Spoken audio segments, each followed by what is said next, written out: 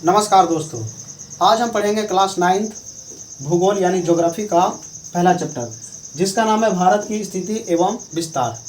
ये class 9th के लिए है और आपका जो भूगोल किताब है उसका नाम है भारत भूमि एवं लोग।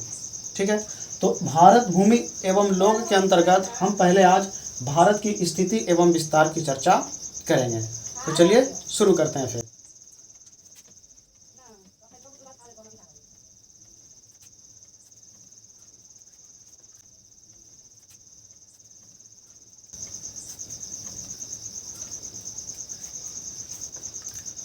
तो भारत की स्थिति एवं विस्तार को जानने से पहले हमें कुछ महत्वपूर्ण जानकारियां हैं जिसे पता होना चाहिए।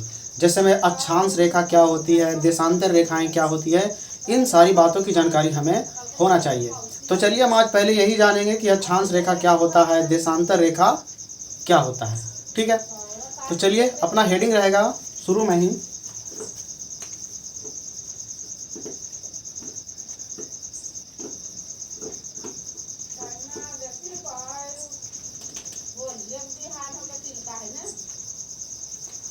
अक्षांश एवं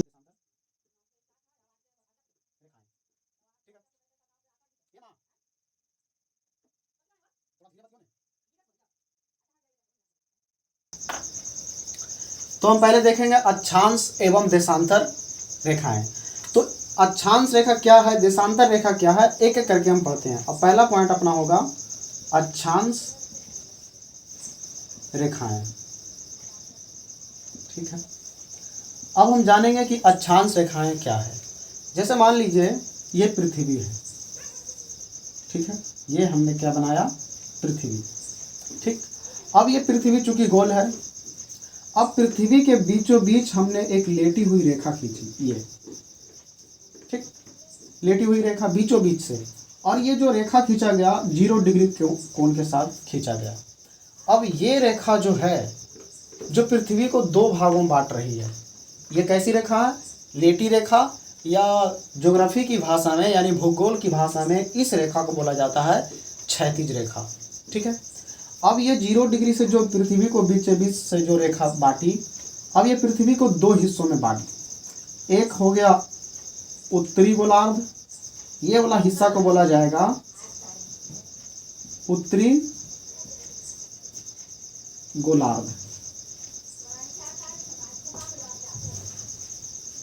ठीक है, और ये वाला हिस्सा को बोला जाएगा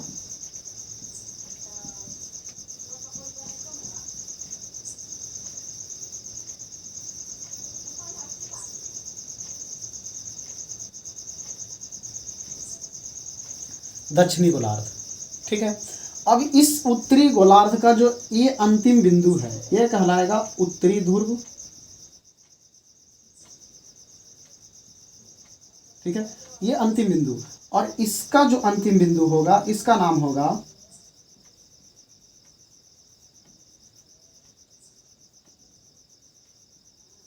दक्षिणी ध्रुव। ठीक है, अब यह लेटी हुई रेखा जो आप देख रहे हैं, ये लेटी हुई रेखा जो पृथ्वी को दो भागों में बांटा, वास्तव में इसी रेखा को या इसी तरह से अन्य रेखाएं जो होगी, इस लेटी हुई रेखा को ही कहा जाता है अक्षांश रेखा। इतनी बात आप लोग को समझ में आ रही है। अब ये जो 0 डिग्री पर जो रेखा अक्षांश रेखा खींची गई है, इसे बोलते हैं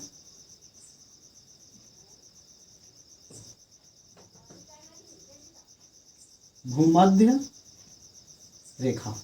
ठीक है, क्यों, क्योंकि इसने पृथ्वी को दो बराबर बराबर भागों में बांटा, यानी मध्य से गुजरा, इसलिए इस रेखा का नाम रखा गया भूमध्य रेखा। क्या इस तरह से और रेखाएं खींच सकते हैं उत्तरी गोलार्ध में या दक्षिणी गोलार्ध में? तो हाँ, खींच सकते हैं। चलिए एक और हम चित्र बना लेते हैं। ठीक है, ये रहा 0 डिग्री से गुजरा, इस रेखा का नाम क्या है, भूमध्य रेखा।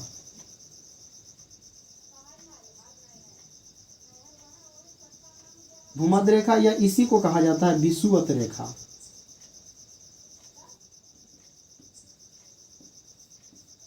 ठीक है, विषुवत रेखा। अब ध्यान से देखिए, क्या इसके,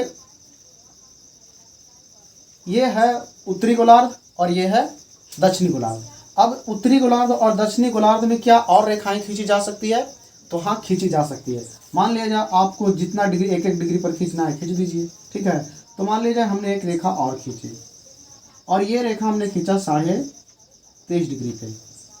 ये उत्तरी ध्रुव और ये दक्षिणी ध्रुव।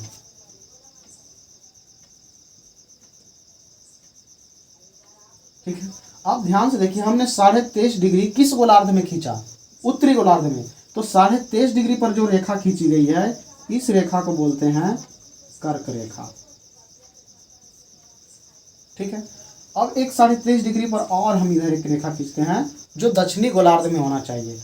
अब ये इसको भी हमने खींचा 23.5 डिग्री पर, और इस रेखा का नाम होगा मकर रेखा। ठीक है, तो अब सवाल आता है, क्या पृथ्वी पर केवल कर्क रेखा, भूमध्य रेखा या विषुवत रेखा या मकर रेखा है? क्या और अक्षांश रेखाएं नहीं है?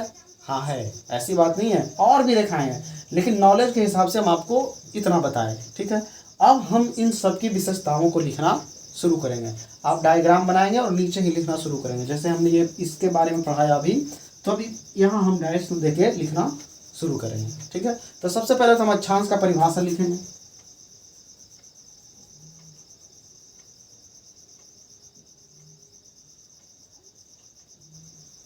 अक्षांश रेखा, इसको लिखेंगे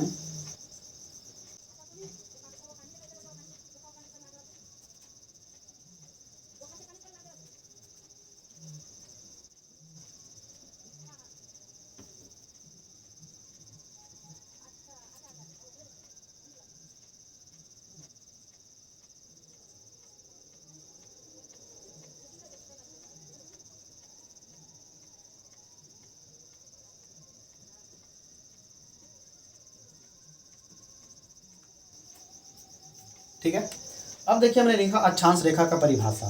पृथ्वी पर खींची गई काल्पनिक रेखाएं, काल्पनिक ऐसा नहीं है कि पृथ्वी पर सचमुच में ऐसी रेखाएं खींची गई है, नहीं, संभव ही नहीं है। ये रेखाएं जो हम मैप बनाते हैं, नक्शा बनाते हैं, उस पर खींची गई है। ठीक है, तो पृथ्वी पर खींची गई काल्पनिक क्षैतिज, क्षैतिज मतलब लेटी हुई, ठीक है, लेटी हुई रेखाओं को अक्षांश रेखा कहते हैं। ठीक है, तो आप समझ गए होंगे कि अक्षांश रेखा क्या है। अच्छा, कर्क रेखा, भूमध्य रेखा, मकर रेखा, ये सब अक्षांश रेखाएं हैं। और इस तरह से 3 अक्षांश रेखाएं नहीं, बल्कि 179 अक्षांश रेखाएं हैं। ठीक है, तो अभी हम अक्षांश रेखाओं के विशेषताओं को लिखना शुरू किए हैं, और भी इसमें पॉइंट है, आप नीचे लिखते चलेंगे चित्र बनाते हुए भी।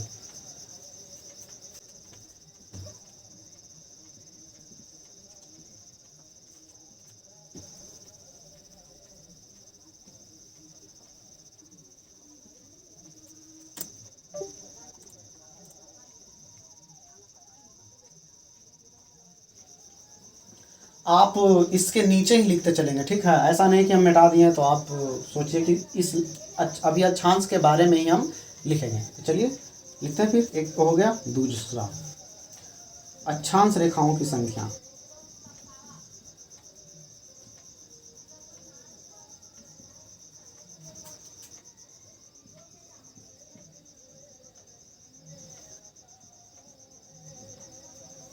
ठीक है, अक्षांश रेखाओं की संख्या 179 है।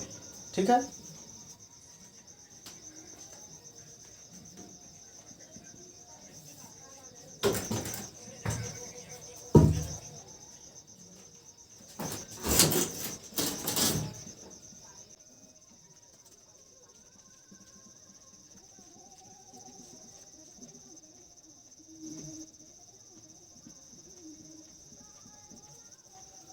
तीसरा पॉइंट, अक्षांश रेखाएं पृथ्वी को उत्तरी एवं दक्षिणी गोलार्ध में बांटता है। अभी आप देख चुके हैं।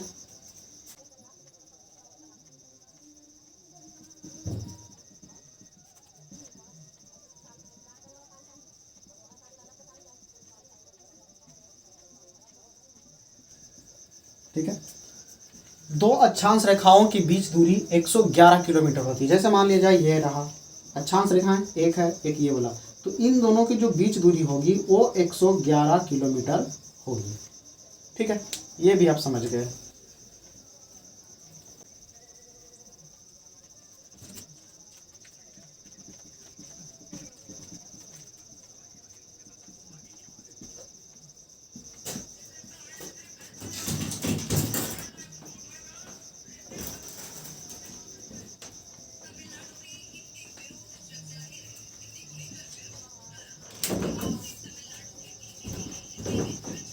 ठीक है। अगला पॉइंट हमने लिखा, दो अक्षांशों के बीच दूरी सभी जगह समान होती है। जैसे मान लिया जाए ये पृथ्वी है, ये अक्षांश रेखाएं हैं, ठीक है। तो जितना दूरी यहाँ होगा उतने ही यहाँ होगा। 111 किलोमीटर यहाँ भी होगा और 111 किलोमीटर यहाँ भी होगा। ऐसा नहीं है कि कहीं कहीं जगह जाकर बदल जाएगा, ठीक है। सभी जगह अक्षांशों के बीच दूरी समान रहती है, ठीक है।